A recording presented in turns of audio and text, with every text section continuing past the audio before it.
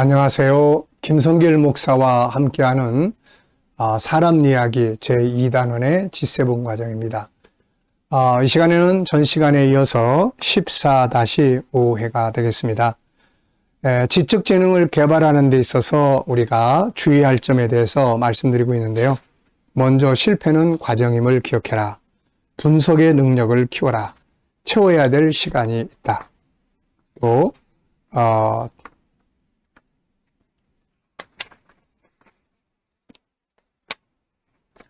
그리고 하고자 하는 강한 의지는 필수 조건이다. 따뜻한 환경이 필요하다. 그리고 모델이 중요하다. 주변의 말에 너무 민감하지 마라. 과정을 밟을 것, 1%의 성공을 도전을 해라. 네. 자, 이 시간에는 이제 9번째부터 이야기를 하겠습니다. 가장 중요한 것을 잃어버리지 마라. 가장 중요한 것이 뭘까요? 이솝 우화 중 황금알을 낳는 거위 이야기가 있습니다. 이 우화는 옛날 어떤 가난한 농부가 어느 날 자기가 기르는 거위 우리에서 반짝반짝 빛나는 황금알을 발견하는 데서 시작을 하죠. 처음에 이 농부는 이것을 일종의 속임수라고 생각하고 거위알을 치우려다가 일단 그 알을 세밀히 살펴봤는데 놀랍게도 거위알은 진짜 순금이었습니다. 농부는 자신에게 찾아온 행운을 믿을 수가 없었습니다. 다음날 거위가 또 황금알을 낳습니다. 농부는 매일 아침 일어나자마자 우리로 달려가서 또 다른 황금알을 찾아냅니다. 그 결과 농부는 놀라울 만큼 굉장한 부자가 되었죠. 그러나 그는 재산이 늘어감에 따라 더욱 탐욕스러워지고 성급해집니다. 농부는 매일 하나씩 낳는 황금알을 기다릴 수 없어서 아예 거위를 죽여 한꺼번에 모든 황금알을 얻고자 작정을 합니다. 그러나 그가 거위를 죽이고 배를 갈랐을 때 뱃속에 황금알은 한 개도 없었습니다. 이제 농부는 더 이상 황금알을 얻을 수 없게 된 거죠. 농부는 결국 황금알을 낳는 거위를 죽여버린 거죠. 이것은 우리가 정말 중요하게 여겨야 할 것이 뭔지를 보여주는 중요한 교훈을 줍니다. 여러분, 정말 중요한 것은 사람을 얻는 것이죠. 사람. 음식점에 가보면 처음 개업할 때는 서비스를 아주 잘해줍니다. 그래서 황금알이라는 돈을 벌기 시작을 하죠. 그러나 점점 황금알의 눈이 어두워져 음식의 질을 떨어뜨려 이익을 얻으려고 합니다. 그러는 순간 황금알을 낳아주는 고객이 점점 사라져버리게 되는 거죠.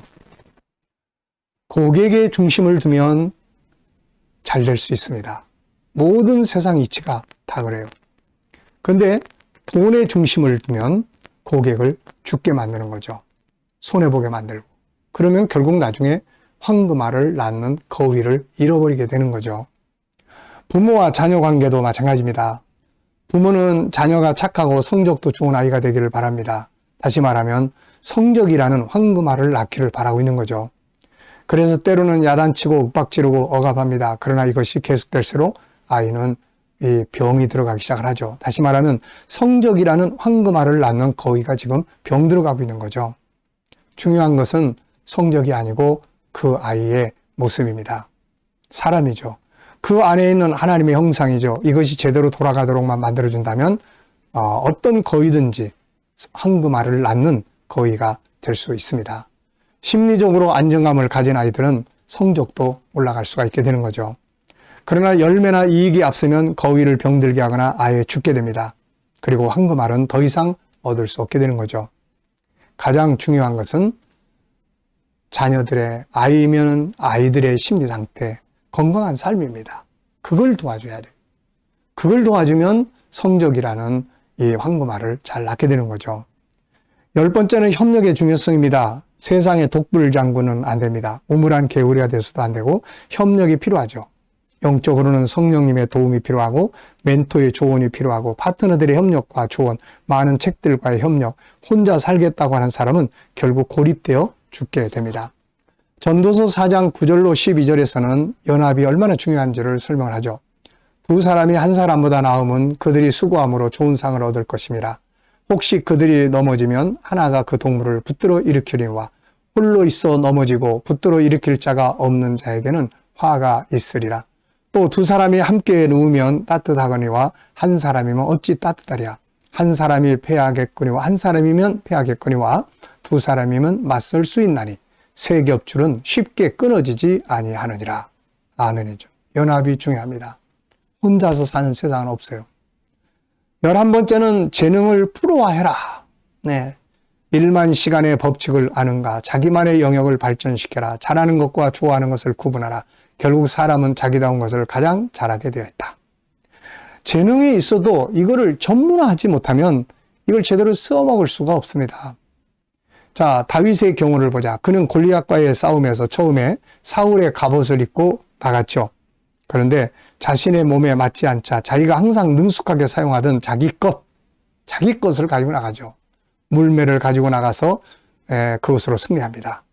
만약 그가 사울의 갑옷을 입고 사울의 칼을 가지고 달려갔다면 그는 실패하고 말았을 거예요. 열왕기상 4장에서 엘리사는 자기에게 찾아온 선지자 생도의 부인에게 네게 있는 게 뭐냐라고 물었고 그것을 기름 한 병이다. 그거 가지고 기적을 만들어서 그 가정이 가난해서 빠져나올 수 있습니다.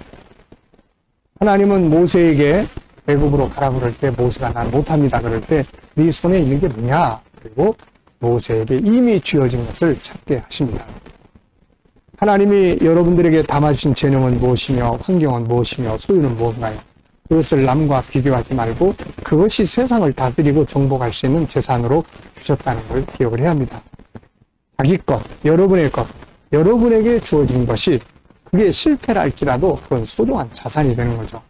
그리고 중요한 것은 그걸 갈고 닦아서 프로화시키는 겁니다. 요셉은 자기의 전공을 갈고 닦았습니다. 그래서 그거 가지고 왕 앞에 설 수 있었고 다윗이 어설프게 돌을 던졌다면 그는 죽었을 거예요. 다윗은 돌팔매질의 프로가 된 겁니다. 그것이 아무리 작은 것이라도 갈고 닦아서 프로화하라. 세상에서도 달인들은 성공을 합니다. 그들은 자기 것으로 훈련하고 연구하고 단련하여 달인이 됩니다. 이제 더 이상 다른 사람과 비교하면서 시간을 낭비하지 말고 자기답게 자신 있게 살아야 합니다. 나를 지으신 하나님은 나답게 살려고 할 때 내 안에서 일하시게 되는 거죠. 자, 이런 책이 있습니다. 좋아하는 것 99%보다 잘하는 것 1%의 승부를 걸어라. 네. 좋아하는 것 99%보다 잘하는 것 1%의 승부를 걸어라.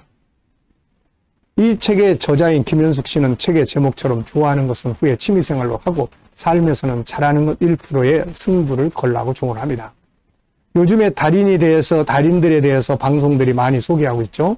그들은 남의 것을 가지고 성공할 사람들이 아닙니다. 더 나은 발전을 위해 생각하고 고민하면서 자기 속에 들어있는 재능들을 끌어내어 그것을 프로화시킴으로 성공한 달인들이 된 거죠.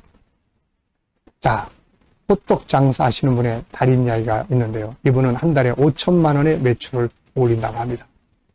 또 족발집, 반찬가게 이분들은 1년에 연매출이 10억 이상의 매출을 올리는 사람들이 있다고 하죠. 이들이 발견하고 활용한 아이디어는 하늘에 떨어진 게 아닙니다. 그들의 생각 속에 있는 것들이었고 때로 재료는 세상에 있는 것들입니다. 이들은 끊임없는 고민과 생각, 연구, 실패의 노력 끝에 이런 아이디어들을 끌어낸 것이죠.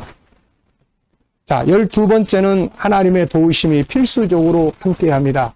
에디슨은 천재는 99%의 노력과 1%의 영감으로 이루어진다고 했습니다. 이 1%의 영감은 하나님께로부터 오는 것입니다. 이것이 없이 99%의 인간의 노력이 의미가 없다는 거죠. 요셉이 애굽의 총리가 된 것도 다니엘이 바벨론의 총리가 된 것도 스룹바벨 앞에 태산이 평지가 된 것도 모두 하나님이 함께 하심으로 이루어진 것들이죠. 그래서 시편 127편 1절 2절이 정말 중요합니다. 여호와께서 집을 세우지 아니하시면 집을 세우는 자의 수고가 헛되다는 거죠. 여호와께서 지키지 않으면 파수꾼의 경성함이 허사다. 이걸 우리는 바로 깨달아야 돼요. 하나님이 도우시지 않으면 안 된다. 13번째는 개인의 발전과 공익성입니다. 재능의 발전이 자신만의 유익을 위한 것으로 끝난다면 이건 대단히 위험한 거죠. 재능 개발의 결과는 반드시 공익적이어야 하며 궁극적으로는 하나님의 뜻을 위해 사용되어야 합니다. 재능 개발은 도덕성, 공익성이 같이 가야 합니다.